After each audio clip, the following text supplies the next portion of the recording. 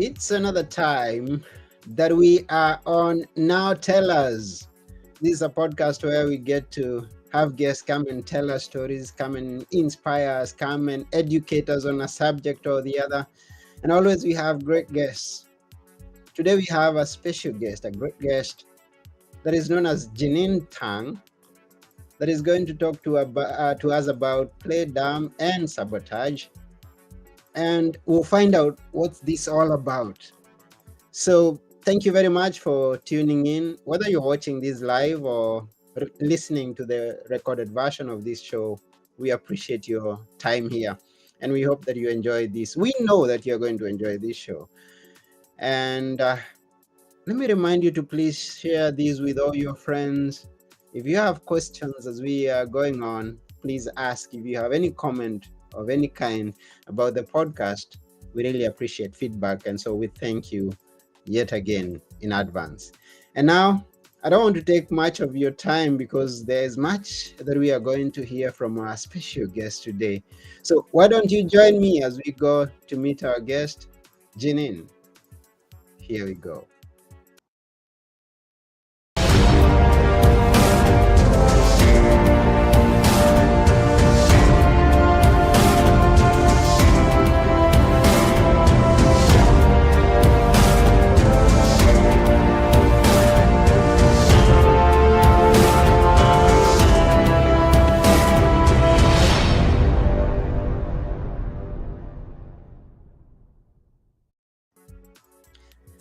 Hi, Jeaneen.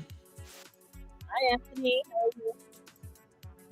I'm doing good. Welcome to Now Tell Us. Welcome to the show. Thank you for having me today.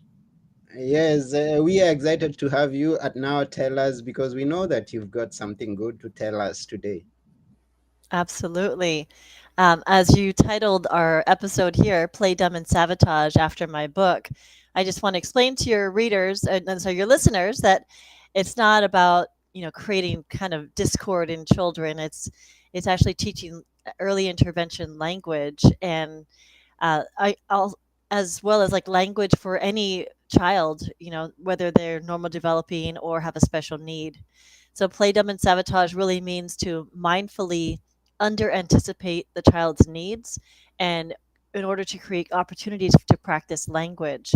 Because I Mm, find, working in early intervention that there are so many children who need speech therapy that probably did not would not have needed speech therapy if their parents and caregivers were trained just a little bit better on how to promote language and how to introduce language to them at a very one, early age. Yeah, yeah, absolutely. wonderful. Thank you. Thank you very much for that. We will be glad to hear, to dive deeper into that.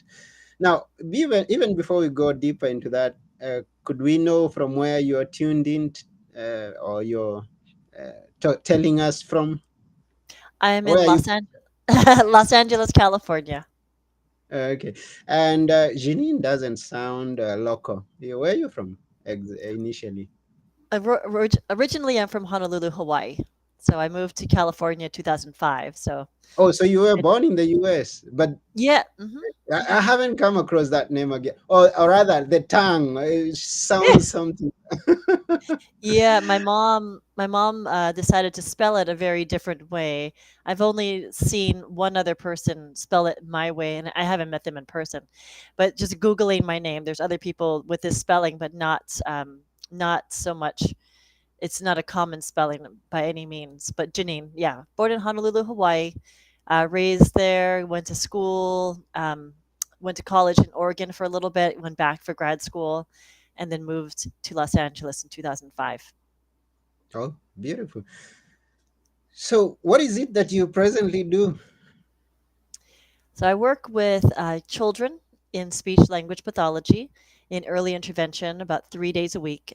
And then I work with adults in hospitals 2 days a week for a lot of swallowing and cognitive therapy. But my passion really is in early intervention and early language development because, like I said, there are way too many kids who are normal developing in every other aspect, but are delayed in speech. And if their parents and caregivers were trained just a little bit better on how to introduce language and how to practice language and create opportunities, we could decrease the number of children that needed early intervention speech therapy, as well as address the need for language development for children who really are, have special needs, such as like my son, who had a brain injury at 13 months and a stroke, and he needed intensive speech therapy for, you know, most of his early life. And, I'm a speech therapist, so he gets speech therapy every day. But I wanted to create a greater outreach and create a greater impact on the world by, you know, being able to easily show people how to work with their children in a very duplicatable way using my book. Hmm.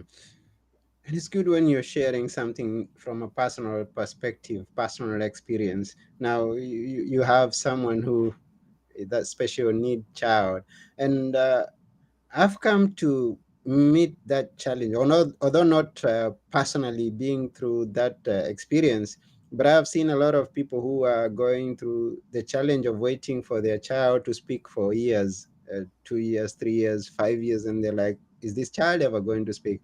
And they end up going into, yeah, this what you're saying that we should avoid if we are more knowledgeable. And thank you for this. Thank you for uh, taking your time to just let us be informed about this. We appreciate you. Absolutely. Yes, and I'm talking about your book. I've come across it. It looks good. I have a cover of it. Play Dumb and Sabotage by Jeaneen Tang. Um, why did you choose this title? Play dumb and sabotage is a term I often used since I was, very early doing speech therapy over 20 years ago. And as teachers, as caregivers, we are smarter than children, right? We are able to over anticipate what the child might need or want. We are smarter because we have, experience in life. We have the knowledge that these children don't have. Hmm. And by over anticipating what the child might need or want, we are actually we're creating this detriment of this opportunity to introduce language and have these interactions with the child. If we're constantly doing for the child, then we don't let the child, uh, you know, indicate that they might need something or indicate they want something. And so, as parents and caregivers, we have to know what the child might need, but reel ourselves back and wait for the child to indicate that they might want to do something like play with an item or have more snack or something like that. And then in therapy, especially with elementary and early education children, they love being smarter than adults.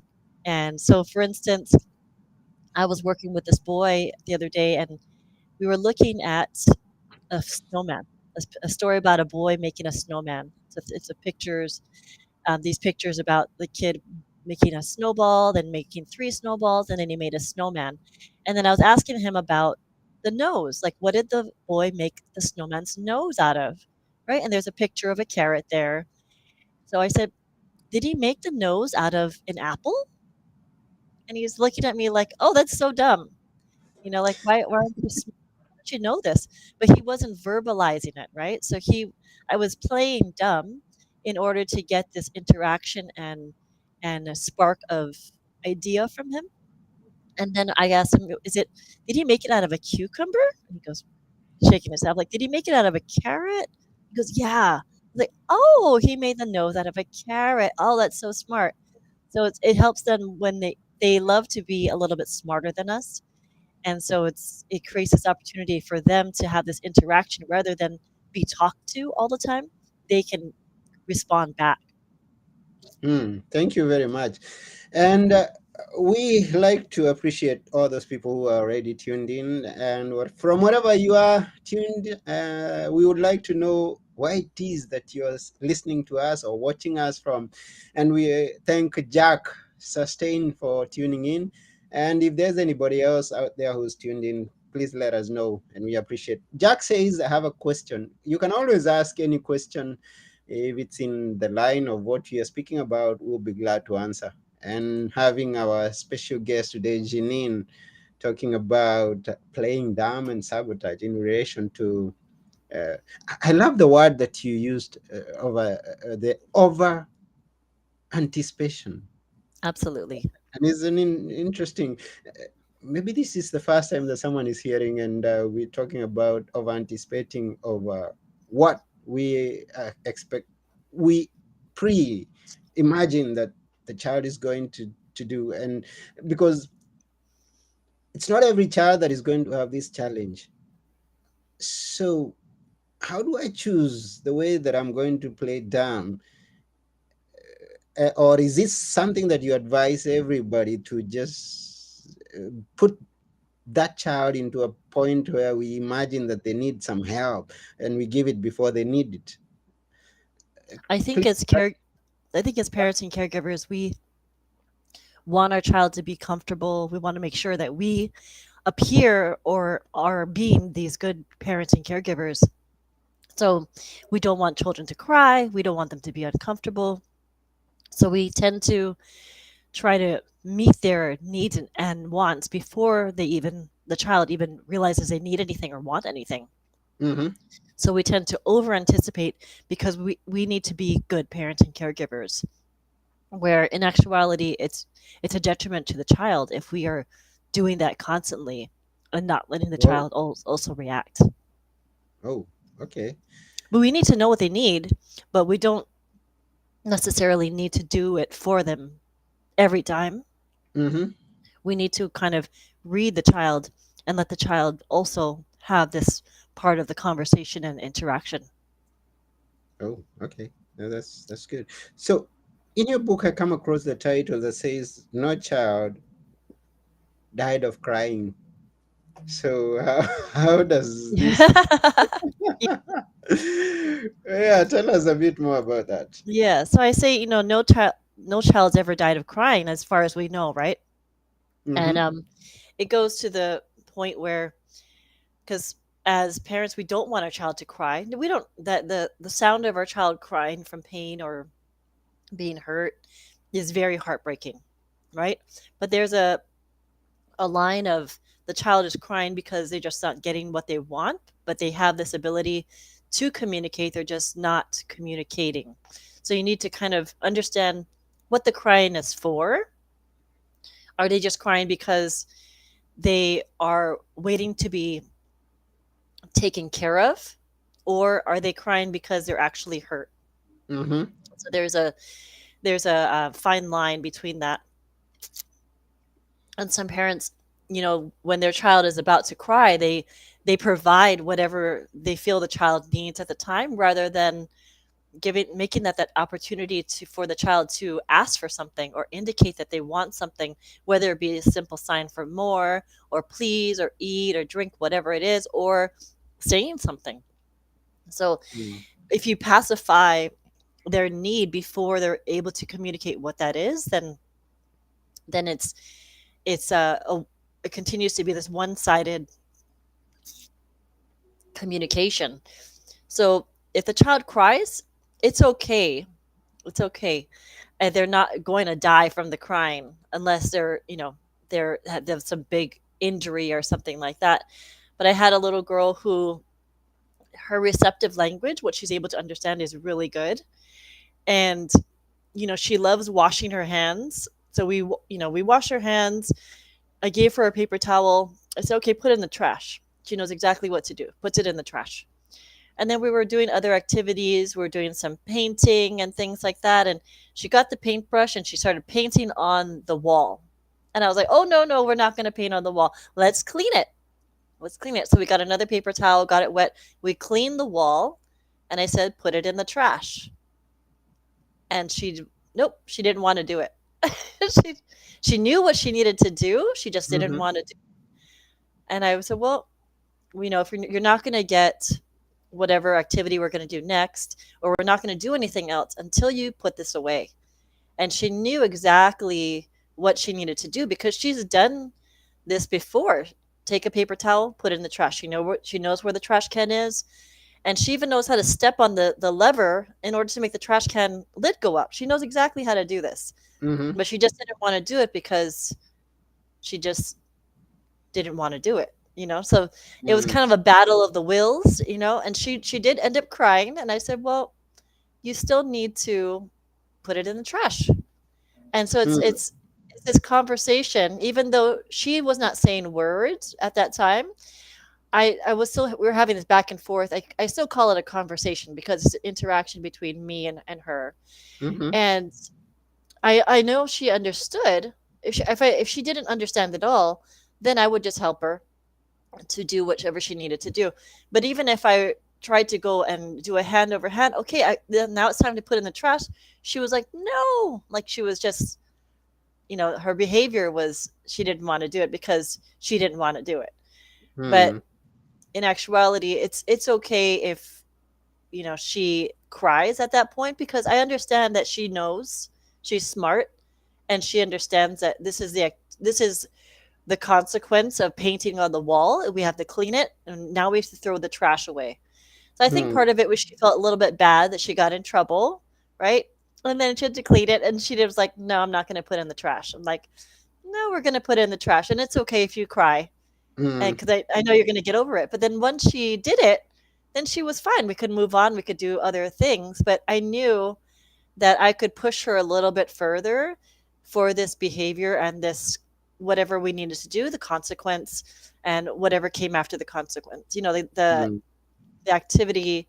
So at that point I knew that's an example like it's okay if they cry because they know that I know that they understand and she wasn't crying because she was hurt. She was crying because she just didn't want to do it and she thought that that was a way to get out of it because I think at home I think a lot of times if a child cries the parent just says okay, it's okay, you don't have to do it, and then they just Mm-hmm. move on. I'm like, no, it's a it's something that they need to learn.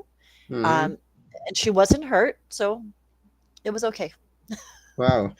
Now, I've never been a mother myself, although I've been around mothers. I was born and I have seen some children being born and grow up.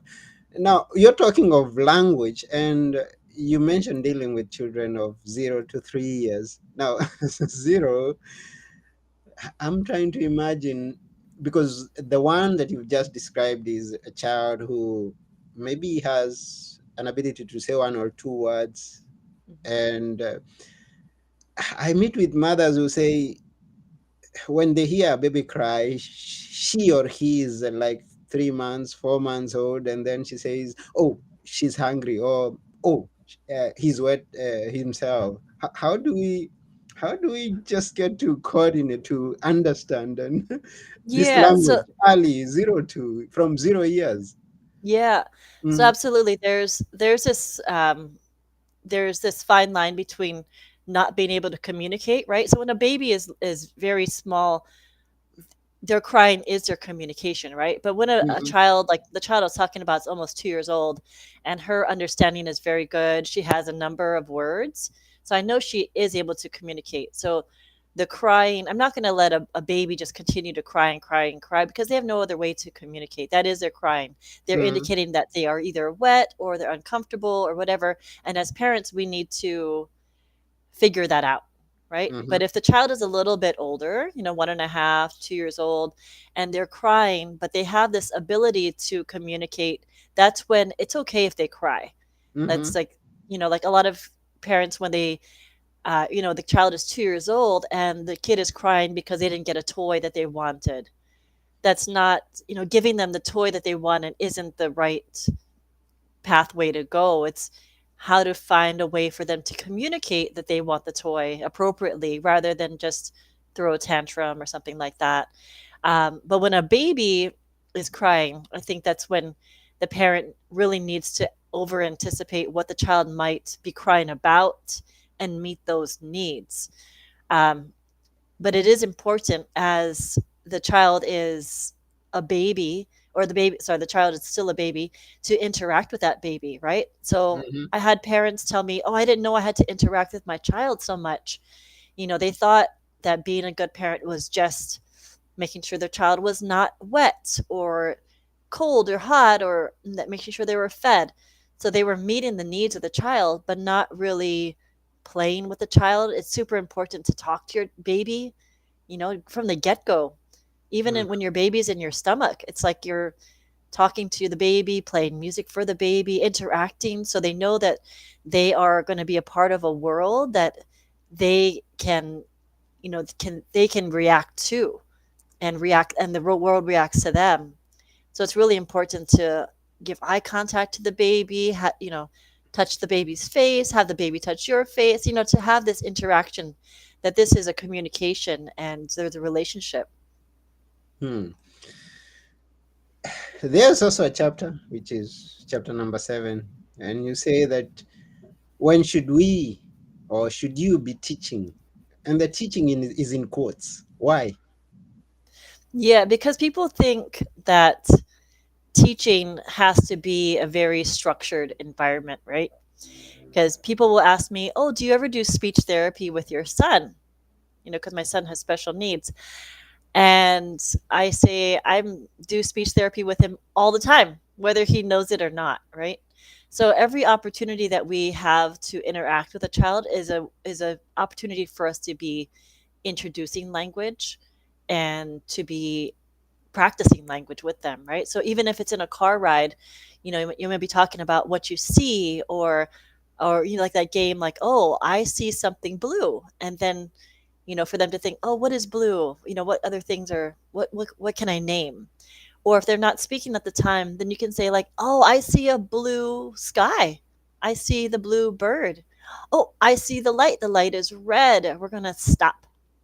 So commenting is always, when you're commenting about your environment, even if the child cannot speak, it's letting them hear the words. It's letting them understand that their world is around them and is to be experienced, and they're hearing what the words sound like, and they're also understanding that you are paying attention to them. So it's really important for them to feel that they are within this conversation, whether it's nonverbal or verbal or whatever it is. And I call it language bombardment in speech language pathology, is when you provide language for the child and you don't necessarily expect them to regurgitate it back or imitate it or anything like that, right? When you're having new vocabulary as a child learns to speak, of course you want them to be able to say that word, whether it's ball or dog or mama or dada. But you can also expand those target words into longer sentences and what we call utterances. So it might be like ball, red ball. Catch the red ball. I'm going to throw the red ball to daddy. So I'm not going to expect that child to say anything past ball or even say anything at all. But they're hearing, oh, this is a ball. And then there's a longer utterance or sentence or phrase. And then it gets longer and longer. And it's all about this one ball, right? So we're talking about Mhm. expanding this one target vocabulary term, but making it more specific and more expanded. And it's all about this one target thing. So a lot of times I'll work with kids and we'll talk about a toy or a picture, and then I'll give them a longer sentence and see how far I can stretch their abilities, but I'm not necessarily making them imitate all of those words. Okay, thank you. So, working with kids, do you just do it in person, or now since we are in the technology age, how do you go about this? Well, during COVID, we had to switch to Zoom therapy, which was it was crazy at the time, thinking that you're going to do Zoom therapy with 2-year-olds.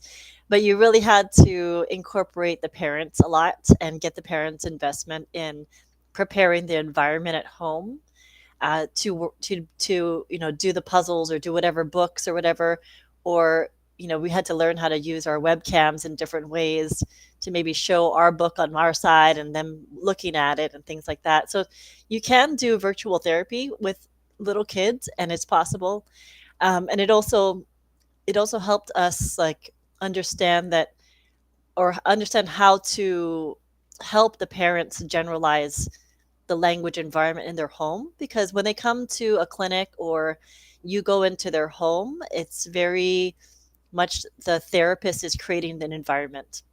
But Mm, when you do Zoom therapy or teletherapy, as we call it as well, you need to be more specific on how you can have the parents create that environment on their own with their child, which I think was helpful for a lot of parents, because when you do one-on-one therapy with the kids, either the parents will step out of the room, or if it's in a clinic, they won't necessarily stay in the same room. But if they're um, if they're there doing teletherapy with the child, they have to be there. They have to help be that other communicator in the virtual room there.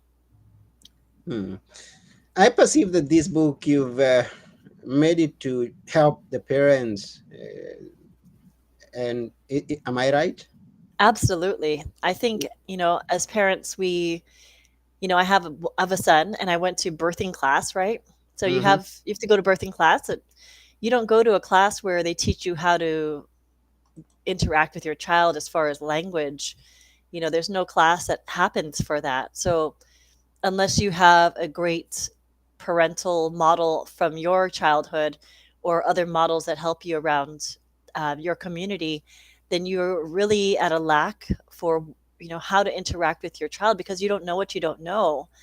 And coming across so many families that have these late talkers, right? These kids are 2.5 years old, and that's when they start realizing, oh, my child isn't talking yet, I need to get extra help. These parents and caregivers, if they were just given a little bit of more help and skills early on, then I don't think that they would have needed the speech therapy. The child would have needed the speech therapy that they needed. And also, I've had parents where I think they need to understand that if the child is a late talker, don't take it as a criticism on their parenting skills, right? Mm-hmm. Because you don't know what you don't know. And if you didn't know that you needed to interact and under anticipate the child's needs, then it's really not your fault. You just were not trained. And so once the parents, get over that idea of the ego, that they are the ones that are the reason why their child isn't speaking, and think about it as, I'm going to get my child help, and I'm going to also learn how to interact with my child better. I think that's really helpful, because I've had a lot of parents who, one or both parents were very um, sensitive to the subject about speech therapy. Like they were like, oh, I didn't, my child doesn't need speech therapy. Like they're fine, they're fine. But I'm like, they're over 2 years old and they're still not talking. But otherwise, they're fine. They can physically go up the play structure. They understand a lot, but they just are not talking. I think that's when the parents, a little bit of education early on would have helped them understand that early intervention is very key. So, at what point do I realize that even after reading your book and doing everything possible to my child, then I realize, oh no, I need some extra help. At what would that be? What that would that situation be? Yeah. So, a child on average will start saying their first words around 12 months, right? 1 years old. So if your child is not saying their first words by 12, 13, 14 months, if they're not combining two words, if they're not having a lot of single word vocabulary by 18 months, I would say definitely at that point, you would want to get speech therapy for your child. The book is a great it's a good toolbox for the parent to have and learn as well. And it's meant to be in conjunction with speech therapy, as well as a preventative book as well. So early on, knowing what to do, and if it's not working, you can use it in conjunction to actual speech therapy. But you want the child to be babbling as a baby, right? Babbling, copying you, what we call vocal play. So if you say something, you babble or make a funny sound, the child might react to that and Mm-hmm. try to make that sound, or you might be imitating them. And then pretty soon they start babbling and sounding like they're imitating adult speech. but they might not be actually saying any words. They're just making this intonation of going up and down, and facial expressions and gestures. So if your baby is not doing that, then that's a red flag as well. So you want to be making sure that there is this interaction of nonverbal when they're babies to imitating vocals, babbling as they're a little bit older baby. And by the time they're one, you want them to be able to say their first word, an average, right? Mm. Mm. Yeah, thank you very much for that and for putting together this book. I believe that is going to be a great help to a lot of parents who are listening. Yeah. So we appreciate you. And we are almost coming to the end of the show. But before we go, we know there could be people who are watching you and would like to connect with you, maybe get to buy the book so that they can see what's there. How do you advise people to connect with you? They can go to my website. It's www.playdumandsabotage.com. And they can fill out their contact information on my landing page there, and as well as get the links for my book. It's available on Amazon as a Kindle as well and as an audiobook. So Wonderful.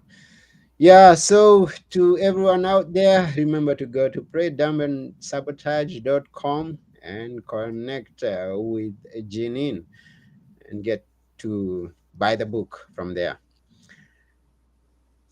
Last words. What would you say before we sign off? I would love for this to be the next baby shower gift. All my friends that are having babies right now, I'm like, this is your baby shower gift. You're going to read my book and know it beforehand, because it's always better to be prepared rather than be in the thick of it all and try to figure it out as you go. So, just like you do a birthing class, this is your speech and language development class. Oh, yeah, thank you for that. You remind me of this quote, which applies here that I thought that's the quote that you're going to say. That it's better to be prepared, or it's better to have an opportunity. Okay, now let me put it. Let me put it again. Let me put it a better way. It's better to be prepared and never meet with that opportunity than meet with an opportunity and you're never prepared. In this case, now regarding your book, it's better to be prepared and not that we meet with that and say, "Hey, I could have done something." You've Yeah, got the opportunity absolutely. to do it right now. Absolutely. Yeah. So once again, we thank you, Jeaneen, for coming, and we thank all those people who are watching us. We had some people tuned in, and we appreciate you. Even if you Thank you. get to watch this show, as we are through with the recording, we appreciate you also. Thank you, Jeaneen. Thank you very much, Anthony. Have a great day. Yes, and to everyone out there, have a great day, and yeah, let's keep on sharing stories, sharing education, and everything. Bye for now. Until Bye next bye. time. Bye.